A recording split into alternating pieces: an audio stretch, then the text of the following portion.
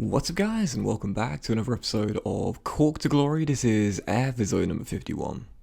And we start today's episode off on the back of the win against Arsenal by 3-1 in the last episode with Brighton. Graham Potter side away from home. And also real briefly as well, I just want to say we've just got past the special thank you episode number 50, where of course we began the new season 6 as we continue today. Once again, like I said in the special thank you episode, for those who didn't watch that one, first of all, it was a 30-minute special, beginning of the new season with 2 new signings, definitely worth watching. But just want to say thank you again for all the support in the series so far. There's still a long way to go as we begin our 6th season as a 4.5-star team. But yeah, the support you guys have given me from the very first episode has been fantastic, so I appreciate it very much. First time doing a project like this, and I'm having so much fun. So yeah, it was Brighton away for the first game of today's episode here, where Troy Parrott scored, I think, his 4th goal of the season already, and what a goal it was. Well, absolutely class finish there from Troy. I love the finishes you do where, like, the goalkeeper, they don't do a save animation, they just stay rooted to the spot. It's just so clean seeing that. So Parrott with the goal, he's already equalled his goal tally of last season so early on to this season. I know he had a 2-month injury last season, don't get me wrong, but only 4 goals in the Premier League all season long. He's already got that this season. I said it, I think Parrott's going to score a lot more goals this season. Now he's an official left winger, inside forward, and he's off to a red hot start. Cunningham scored our 2nd goal as well, lovely cross by Burns to the back stick in a very comfortable 2-0 victory. So yeah, what a start to the season. 9 games in, already 17 points on the board, sitting in the top 4, and I've taken Aston Villa in the 2nd game of today's episode. We maintain our unbeaten start at home this season with another win. Samuel Bell is going for those 40 goals. I so badly want to do it. I mentioned it in the last episode, man. I'm going to go all out for Bell getting 40 this year. But right now, with a joint 2nd highest scorers in the division with 21, Bell is the main reason why. And again, 20 points on the board. We are already 8 points off the league leaders, but sat in 4th place, and I mentioned it at the very start of the season in the last episode, right at the beginning of season 6. This year I'm going for a top 10 place, and I believe definitely that now we're a 4.5-star team and growing all the time. We've got more than enough quality to battle for a European place. I was thinking Europa League, not Champions League, but listen, after a fantastic start, 6 wins in 10, being in that 4th and final Champions League spot, well, listen, there's a long way to go. If we keep Bell fit and firing on all cylinders, there's no reason we can't do that. So we look at the academy, and also our fixtures coming in November. We've got Wolves away, Leeds, Fulham and West Ham as well. So some relatively favourable fixtures there in the month of November. And as you briefly saw the academy as well, I mentioned this in the last episode, but I'm really worried about the potential of losing some of those players. We've got a golden generation here in our youth squad, but due to having a full senior squad right now, we can't promote anyone because I can't release any more players. I've already released a maximum per season 2, so very worried we might be losing some of those players there if they get unsettled. If that's the case, I'm going to be gutted. If we lose Hegarty, who looks the best and the standout of the golden generation, I'm probably going to cry. He looks incredible, man. Absolutely incredible. But still, 3rd game this episode, Wolves away at Molineux. This is our first ever Premier League game, of course. Took one last year in the season opener, lost by a goal to 0 after a Leo Yates deflection. Took the lead early through Tommy Healy. 2nd goal in 4 for our right wing. A great flick by Bell as well. He's chimed in with already quite a few assists this year, as well as the goals he's been scoring as well. So leading by 1. And as we look for a 2nd goal to wrap the points up late on, of course, as we know, late goals are so common in this year's FIFA. So I thought if I get a shot away, it will surely hit the target and probably find the back of the net, as it did. And who was the guy that got the goal? No surprises. Top scorer for Cork right now, top scorer in the Premier League as well. Samuel Bell, so good. They named him twice.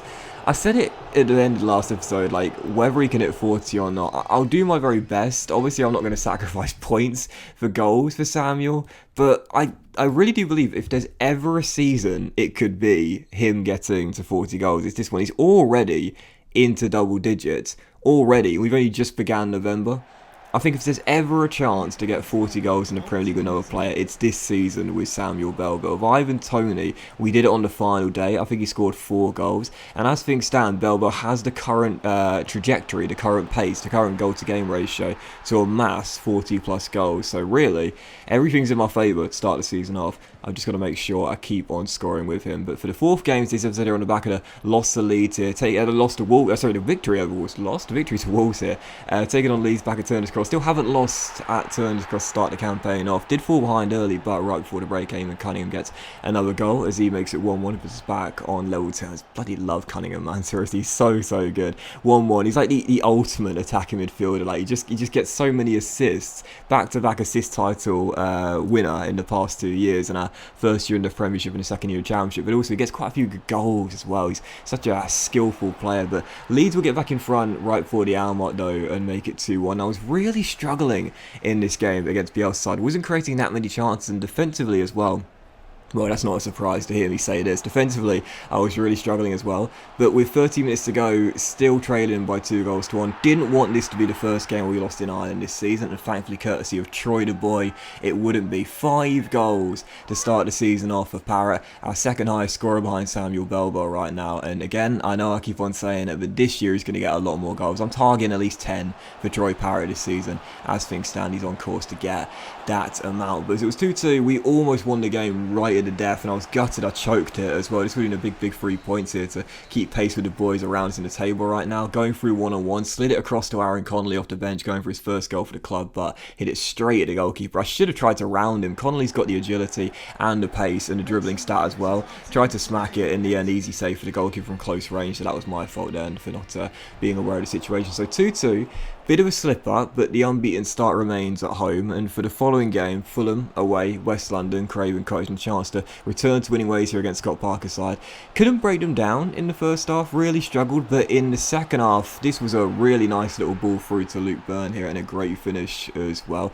Sometimes there are games like this where you go into thinking it should be a banker, but you barely get any chances, so when you get a good one, you've got to make sure you take it to settle some nerves. Did there with Byrne, and once the first goal got scored, that released so much pressure, and I've mentioned this before, these are the sort of games where, and you'll have them as well, when you're taking on a team who you think you'll be able to beat with ease, and you just can't create them in chances. When you get the first, once you get that first goal, it's like all the pressure, all the nerves, all the expectation just gets dropped significantly. Like, okay, now you can play without the pressure and sort of ease yourself into a victory. Exactly what happened there. Burn scored the first, and 12 minutes later, Parrott again. Troy Parrott again. What a start for the inside forward, man. I'm so happy he's officially a left winger in this team now, and he's now made that position change permanent. I don't think, because it didn't change his sort of like plus minus for form all through last season despite having the exclamation mark, I don't think that the position change has really meant too much for him. It certainly hasn't changed his overall ability, and what his overall rating is suggested to be. It stayed the same at 82, but for some reason, now that he is an official left winger in his team, he does seem to be a lot more effective for me. But still, following game, West Ham here at Turner's Cross. Once again, like against Leeds, we were trailing here in Ireland, so starting to feel the pressure now of trying to remain unbeaten at home. Jared Bowen got 2 bites of the cherry there after Leo Yates blocked the first shot, and he turned in the rebound before Healy equalised for us in the second half as we aim to come from behind to win this game here, looking for a second goal to win it. Great hold-up play by Bell and Cunningham going through one-on with David De Gea now in goal for West Ham. Well, that was really interesting. Makes it 2-1 as we flip the script, come from behind to win this one and pick up a big 3 points as our very impressive start continues here as we close out November. So just the 2 defeats so far in our first 14 games to start the season off, with 5 games away from the official halfway point. And as you...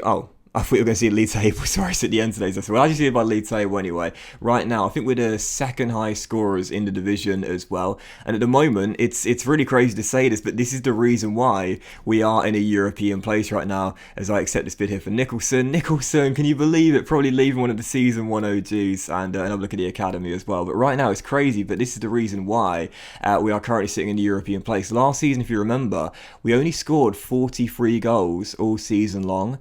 But of course only conceded 44. But as you'll see here, as Rory Keenan, by the way, is officially a 90 rated player, our first 90 rated player in the series so far. I thought he hit it last season, he hit it this season instead. 90 rated Rory Keane, you love to see it, and that's why he's not a Galactico. But as you look at the league table, as you can see, 4th place here, and again, already 29 goals getting scored. We're only 14 fewer off than we got all through last season, 30 points on the board, and only 5 points behind the league leaders, 2 Chelsea's well. Amazing start. Long way to go as we approach the halfway point, but with Bell going for 40, top scorer in the Premier League right now, Parrott's firing on all cylinders, Cunningham's great as well. We've got a genuine chance this year of pulling off an absolute shock and finishing in the top 4. Long way to go. Maybe I'm being a bit too ambitious, but it's been an amazing start. But always, this is the Court to Glory, guys. Big thank you for watching. If you enjoyed it, if you have done, please do drop a like. Much love to you all. Have a fantastic day, and I'll see you for the next episode of Cork to Glory very soon.